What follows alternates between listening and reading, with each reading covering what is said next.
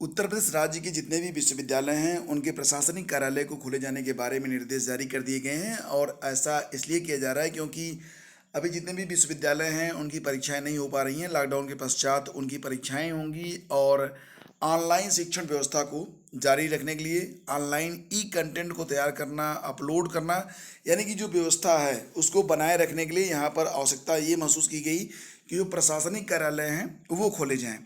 तो यहाँ पर जो लॉकडाउन के लिए निर्देशित किए गए हैं नियम, उसको ध्यान में रखते हुए पूरी सुरक्षा को मद्देनज़र रखते हुए यहाँ पर कोशिश की जा रही है कि जो प्रशासनिक कार्यालय हैं वो खोले जाएं, ताकि जो आगे की शिक्षण व्यवस्था है और जो व्यवस्था चल रही है वो पटरी पर रहे, वो उतरने ना पाए।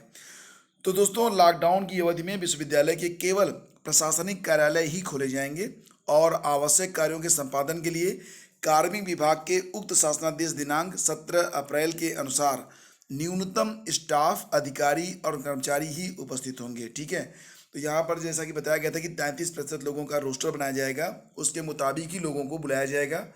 और लॉकडाउन की अवधि में शिक्षकों और छात्रों को शिक्षण संस्थान में नहीं बुलाया जाएगा, अर्थात उनके प्रवेश की अनुमति ही नहीं होगी।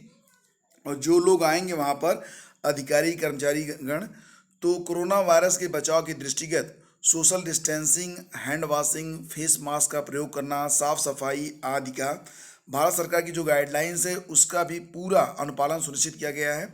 सुरक्षा मानकों उपायों का 100% अनिवार्यतः पालन किया जाएगा और उपरोक्त जिला निर्देश जो है वो जिला प्रशासन द्वारा प्रदत्त अनुमति और सहमति के अधीन प्रभावी होंगे। यानी कि अगर कहीं पर हॉटस्पॉट है, जहाँ पर समस्या अधिक है, अगर प्रशासन मना करता है, तो ऐसी स्थिति में हॉटस्पॉट आदि अन्य संवेदनशील परिस्थितियों के दृष्टिगत कार्यालयों को न खोलने, सीमित अवधि तक खोलने और न्यूनतम स्टाफ के साथ खोलने आदि के संबंध में निर्णय जो होगा वो जिला प्रशासन लेगा। ठीक है, तो अगर मान लीजिए कोई ऐसी यूनिवर्सिटी है जो कि हॉटस्पॉट एरिया में आ रही है, तो हो सकता है कि जिला प्रशासन अगर उनको खोलने की अनुमति नहीं देता तो वो यूनिवर्सिटीज़ नहीं खुलेंगी। और यहाँ पर देख सकते हैं आप कि प्रेषक मनोज कुमार, विशेष सचिव, उत्तर प्रदेश शासन की ओर से ये जो निर्देश हैं वो जारी किए गए हैं 24 अप्रैल को। तो ये सारी चीज़ें इसलिए की जा रही हैं ताकि जो व्यवस्था है, शिक्षण व्यवस्था है विश्वविद्यालयों की, वो पटरी पर बनी रहे और लॉकडाउन के बाद जो परीक्षाएं वगैरह हैं वो भी चल सकें, अपने समय से हो सकें। और ऑनलाइन जो व्यवस्था की जा रही है शिक्षण की, साथ ही साथ जो ई कंटेंट और अपलोड करना है, वो सारी चीज़ें यहाँ पर मेंटेन हो सकें, उसके लिए ये प्रयास किए जा रहे हैं। और दोस्तों, यहाँ पर एक देखिए बड़ी खबर है, SC/ST कोटे में लागू हो क्रीमी लेयर सिद्धांत, ऐसा सुप्रीम कोर्ट ने कहा है। तो उच्चतम न्यायालय की संविधान पीठ ने कहा कि सरकार SC/ST आरक्षण में क्रीमी लेयर सिद्धांत लागू करे।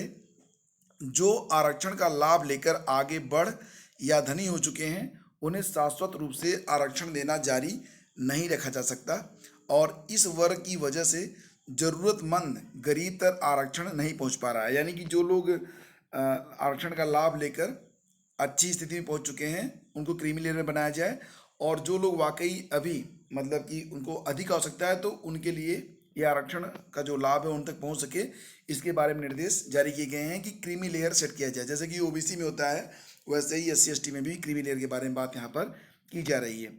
पीठ ने ये टिप्पणियाँ अनुसूचित क्षेत्रों में ST वर्ग को 100% आरक्षण देने के आंध्र प्रदेश के फैसले को रद्द करते हुए 2 दिन पूर्व की जस्टिस अरुण मिश्र की अध्यक्षता वाली 5 जजों की पीठ ने कहा कि राष्ट्रपति अनुच्छेद 341 के तहत आरक्षित जातियों की सूची बनाते हैं। ये सूची इतनी पवित्र और अपरिवर्तनीय नहीं है, यानी कि जो सूची बनाई जाती है, अगर आवश्यकता पड़ती है तो उसमें भी परिवर्तन हो सकता है।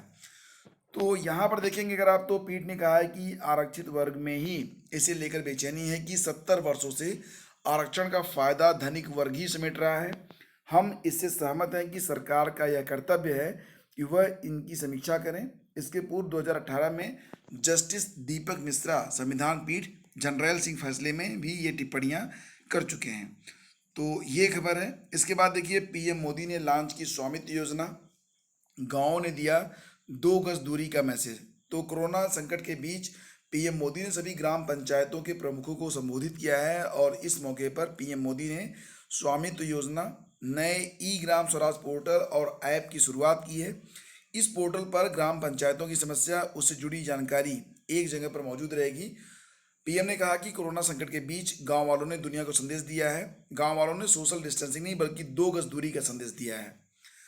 और दोस्तों, जब आप एटीएम का यूज करें तो उस समय आप खासी सावधानी बरतें, क्योंकि एटीएम का जो बटन होता है उसको जो लोग भी प्रेस करते हैं कि अगर उसमें से कोई भी एक व्यक्ति कोरोना पॉजिटिव रहा है तो उसके स्पर्श से हो सकता है कि जो बटन है वो संक्रमण फैला दें। तो आपको क्या करना है कि जब तक कोई एटीएम के केबिन में है आप अंदर ना जाएं, और जब वहाँ पर बटन प्रेस करें तो कोशिश करें कि आप कोई पेपर वगैरह ले लें या ग्लव्स पहन के जाएं, तभी प्रेस करें। और अगर ऐसा नहीं कर पाते हैं तो पैसे निकालने के बाद पैसे को एक पॉलिथीन में डाल के, पैकेट में डाल के जेब में डाल लें और तुरंत उसको जो है हाथ को धो लें, अच्छे से सैनिटाइज कर लें, ठीक है।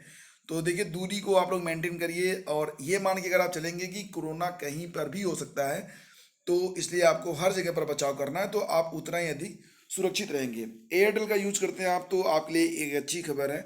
लॉकडाउन में वेब सीरीज वगैरह अगर आप देखना चाहते हैं तो उसके लिए देखिए आपको 1 साल का हॉटस्टार फ्री में मिलेगा। करना क्या है, आपको 401 रुपये वाला प्लान लेना होगा। हालांकि आप कस्टमर केयर से पहले कंफर्म कर लीजिएगा, क्योंकि हर जो मतलब जोन होते हैं वहाँ पर ये प्लान चेंज हो सकता है।